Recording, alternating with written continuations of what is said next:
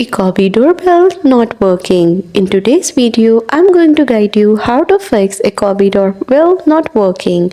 So let's get started. Follow me till the end and don't miss any important step. Step number 1, check the power connection. For that, make sure your Ecobee Doorbell is securely wired at both the COM and the transformer. If they are connected, then inspect your Wi-Fi. Ensure your internet signal is strong and stable since weak Wi-Fi can cause connection or video issues.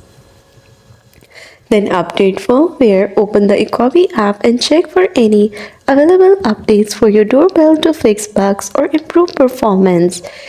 Then restart devices. Reboot your router and doorbell by unplugging them for about 10 seconds, then reconnect.